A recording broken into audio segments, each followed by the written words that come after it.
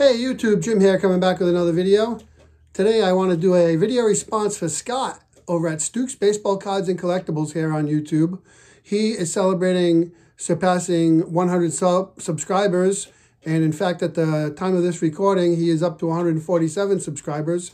And what he wants us to do is he wants us to make a video and talk about some local heroes, hometown heroes.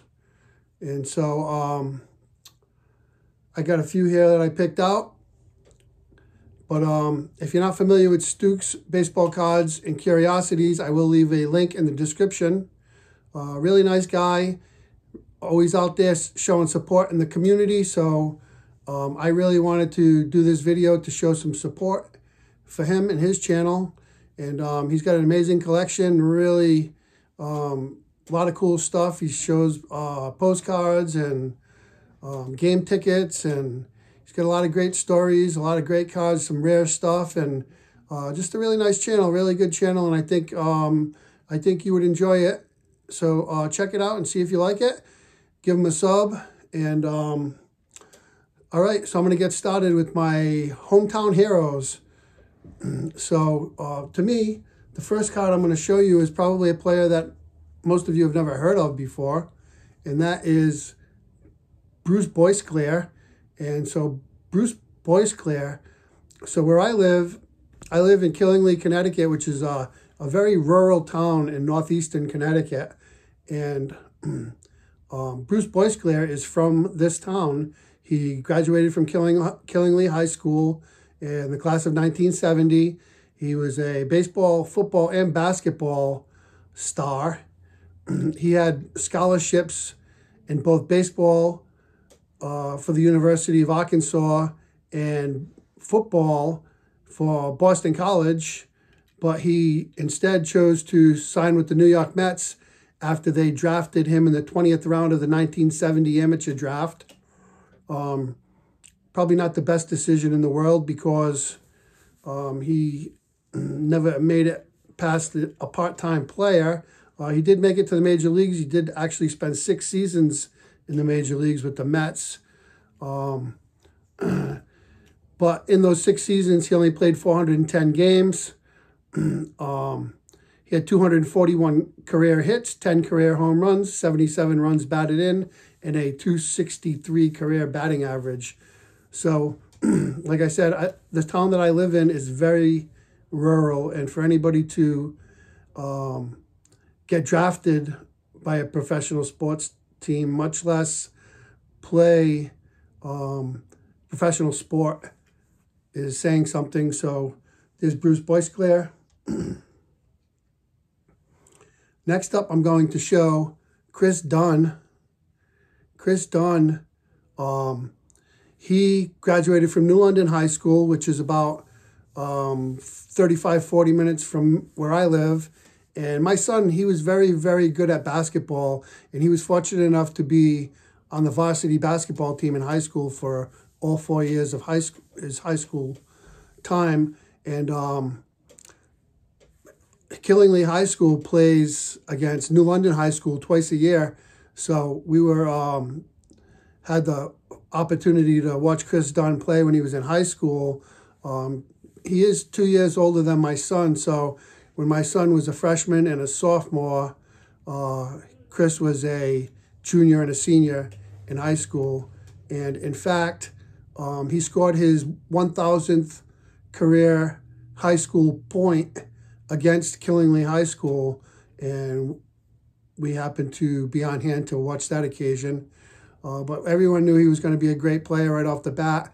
I mean, he was doing windmill dunks with authority as a junior in high school, and he was just a great player. He was a All-American basketball player in high school, and he ended up getting a 4-year scholarship to play basketball at Providence College.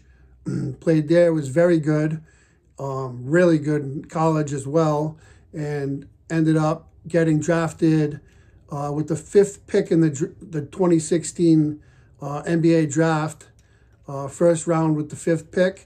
And he was drafted by the Minnesota Timberwolves. And so he's been in the NBA for 7 seasons, and his averaging 8.3 points per game, 3.4 rebounds, and 4.3 assists per game on his career. It looked like he was going to possibly come to an end here this year. He didn't make it with any teams to start the season, but he was signed recently, maybe about a month or so ago. He was signed by the Utah Jazz, and he is really fitting in with Utah. He's been playing some of the best basketball of his career, and looks like he's got a bit of a resurgence going. And up until that point, he was playing in the D-League, and he was probably the best player in the D-League this year. But now he's on Utah, and he's playing real well, and nice to see.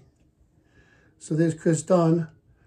So next up, like I said, I currently, for the past 16 years, have lived here in Killingly, Connecticut, but previous to that, I was born and raised in Rhode Island.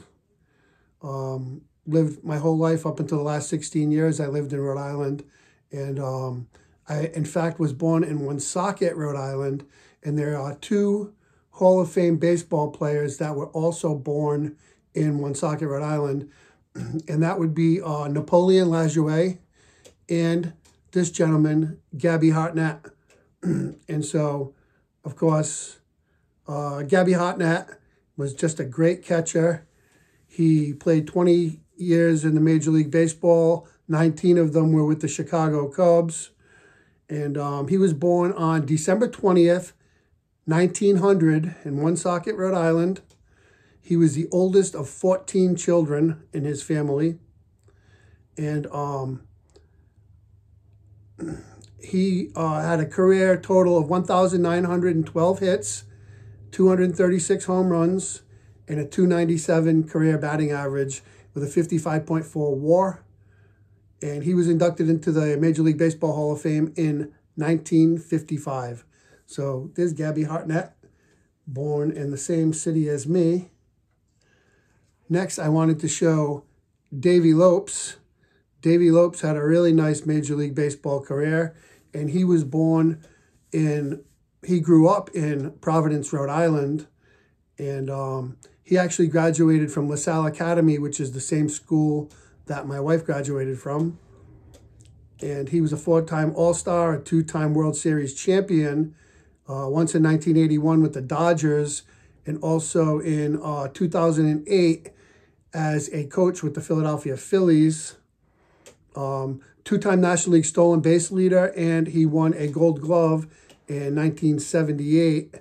And so he played 16 seasons in the major leagues.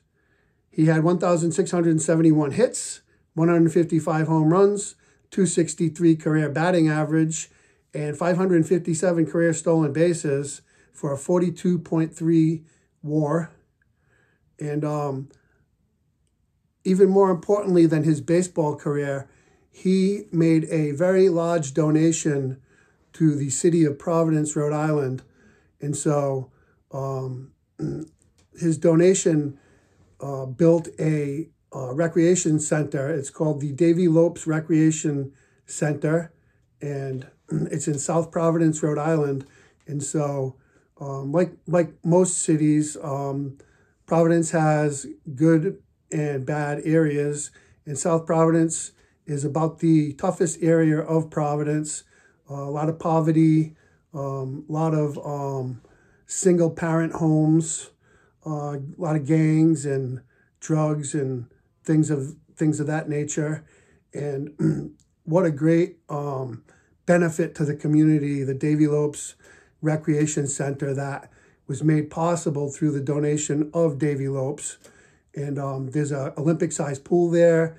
They have a boxing section with a boxing rink where they teach the kids how to box. The basketball court, they have organized sporting events. And it's just a great place for the kids to get off the streets, stay out of trouble. They even have a daycare center there for parents to have their kids taken care of while they work or go to school or whatever.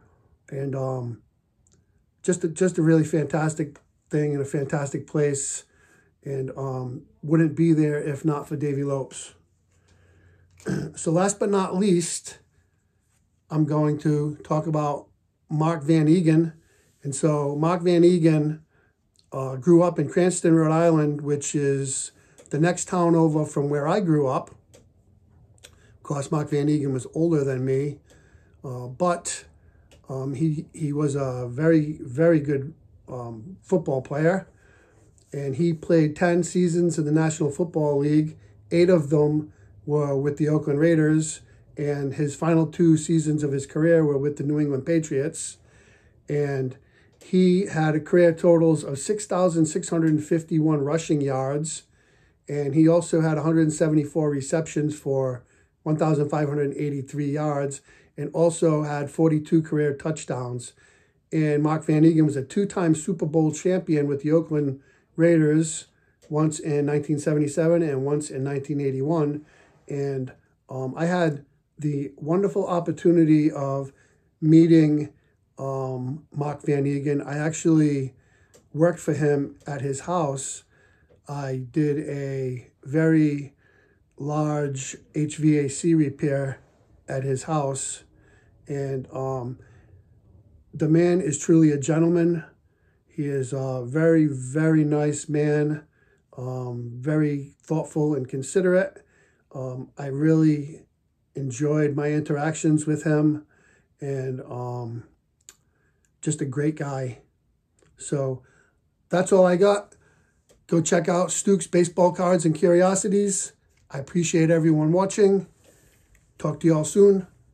Bye for now.